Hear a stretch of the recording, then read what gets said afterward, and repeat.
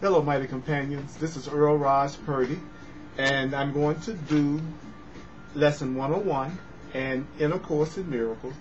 And Lesson 101 is God's will for me is perfect happiness. God's will for you is perfect happiness.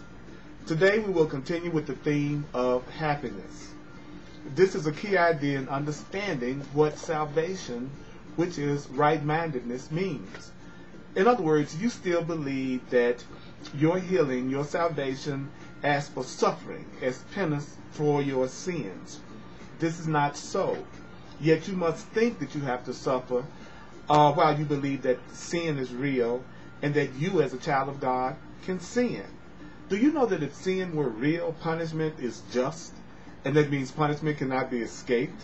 That means salvation, which is your healing and your happiness, thus cannot be purchased but through suffering.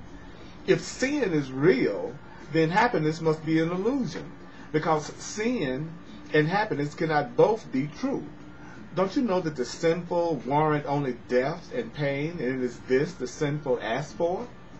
For the sinful know that death and pain waits for them, and it will seek them out and find them somewhere, sometime, in some form that evens the account that the sinful thinks that they owe to God. Those who believe in sin would escape God in their fear, and yet it looks like God will pursue, and it looks like those who believe in sin cannot escape. If sin is real, then your healing and salvation must be pain. Pain is the cost of believing in sin, and suffering can never be escaped if sin is real.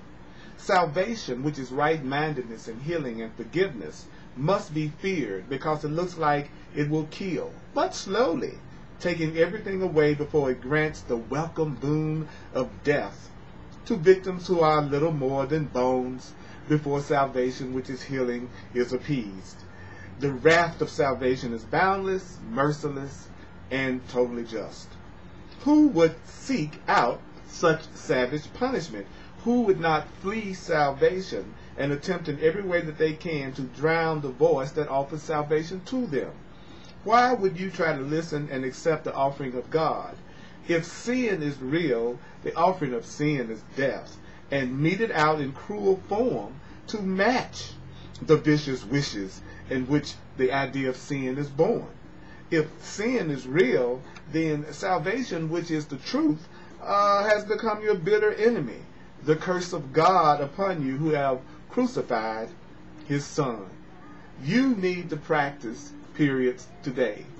The exercises teach that sin is not real, sin is not real, sin is not real, sin is not real, and all that you believe must come from sin will never happen, because there is no cause for sin.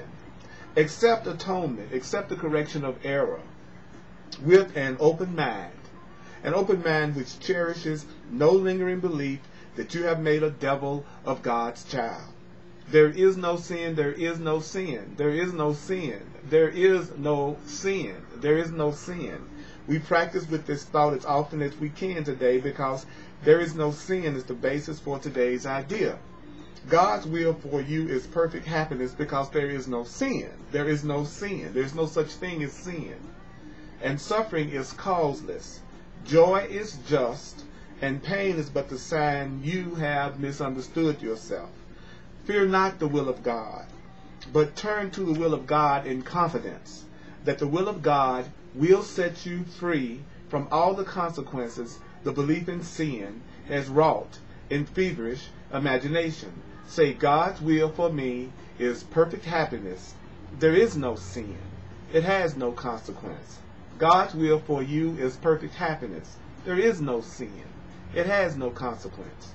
So should you start your practice periods, and then attempt again to find the joy these thoughts will introduce into your mind.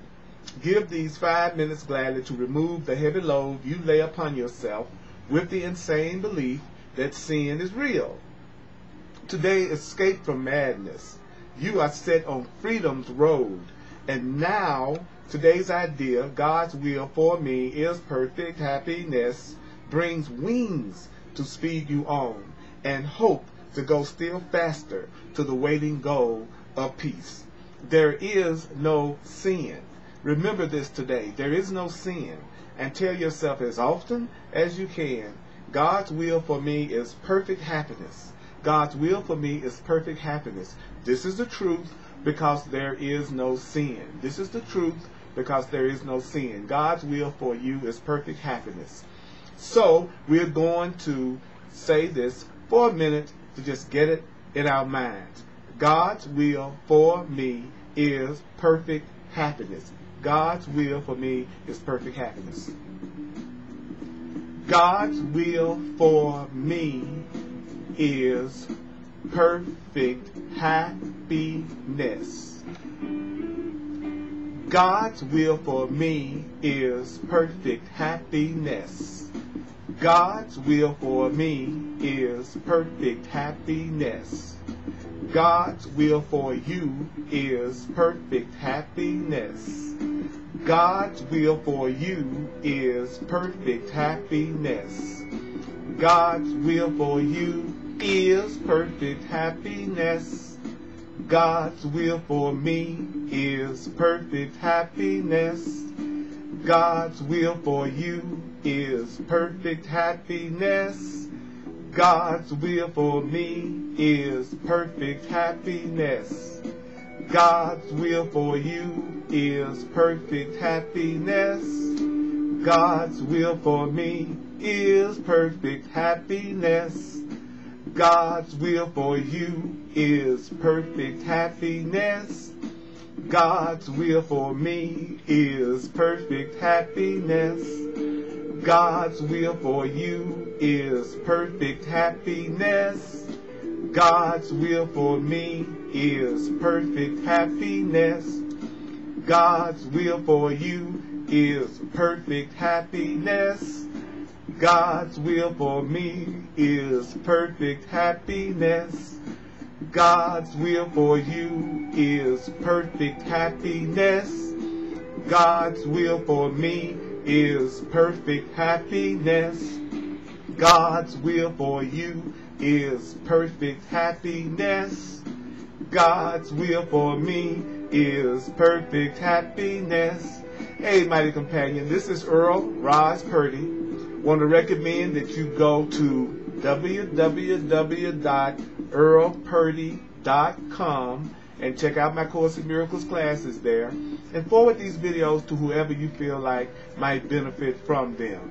And let peace extend from my mind and my heart. Let peace extend from my mind and my heart to yours.